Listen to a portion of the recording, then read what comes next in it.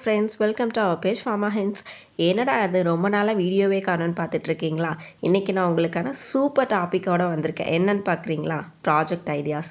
நம்மள நிறைய பேருக்கு நம்மளுடைய ஃபைனல் இயரில் ப்ராஜெக்ட்டுன்னு ஒரு டாபிக் இருக்கும். அந்த ப்ராஜெக்டை எப்படியெல்லாம் பண்ணுறது அப்படின்னு சொல்லி நம்மளுக்குள்ளார ஒரு சின்ன சின்ன குழப்பங்கள் இருக்கும். அந்த குழப்பத்தெல்லாம் என்னோடய வீடியோ தீக்கும்னு நான் நம்புகிறேன். என்னுடைய பாயிண்ட் ஆஃப் வியூவில் ப்ராஜெக்ட் ஐடியாஸ் நான் உங்களுக்கு கொடுக்க போகிறேன். யூஸ்ஃபுல்லாக இருந்தால் ஃபாலோ பண்ணுங்கள். முதல்ல நம்ம ப்ராஜெக்ட் பண்ணுறோம் அப்படின்னா நம்ம எந்த அளவுக்கு டெடிக்கேஷனோடு பண்ணுறோமோ அந்த அளவுக்கு நம்மளுடைய ப்ராஜெக்ட் சக்ஸஸ் ஆகும்.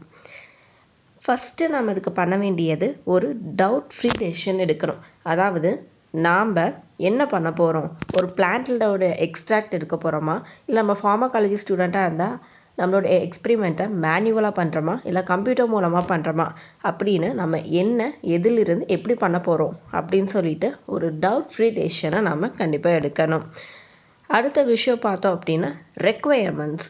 நம்மளுக்கு என்னென்ன பொருட்கள் தேவை, நம்மளுக்கு லேப்டாப் வேணுமா, இல்லை அனிமல் வேணுமா, இல்லை குவாலிட்டி அஷூரன்ஸ் அந்த மாதிரி இருக்கவங்களுக்கு ஏதாவது கெமிக்கல்ஸ் தேவைப்படுதா, இல்லை கெமிஸ்ட்ரி டிபார்ட்மெண்ட்டில் இருக்கவங்களுக்கு ஏதாவது இன்ஸ்ட்ருமெண்ட்ஸ் தேவைப்படுதா. ஸோ இதை பற்றின ஒரு டீடைல்டு இன்ஸ்ட்ருமெண்டேஷனல் ரிவ்யூவை வச்சுக்கிட்டோம்னா ரொம்பவே நல்லது.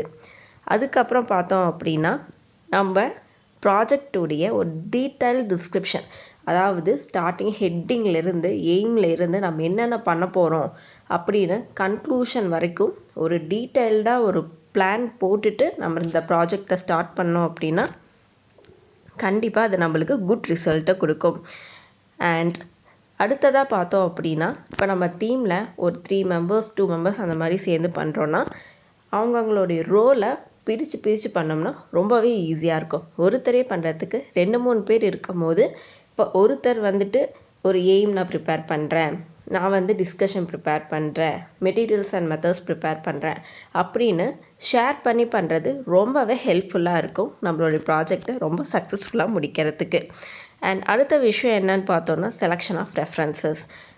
நம்ம என்ன ஆர்கனைசேஷனோடைய ஆர்டிகல்ஸ் யூஸ் பண்ணுறோம், என்ன வெப்சைட்லேருந்து ஆர்டிகல்ஸ் எடுக்கிறோம், ஜேர்னல்ஸ் நம்ம ரெஃபர் பண்ணுறோம் அப்படின்னு செலக்ட் பண்ணி வச்சுக்கணும். ஸோ உங்களுக்கு அந்த மாதிரி ஏதாவது டவுட்ஸ், என்ன ஆர்டிக்கல் பார்க்கணும், என்ன வெப்சைட் பார்க்கணும் அப்படின்னு சொல்லி உங்களுக்கு தெரியலை அப்படின்னா கண்டிப்பாக கமெண்ட் செக்ஷனில் கமெண்ட் பண்ணுங்கள். அது டீட்டெயில் வீடியோ கண்டிப்பாக நான் போஸ்ட் பண்ணுறேன்.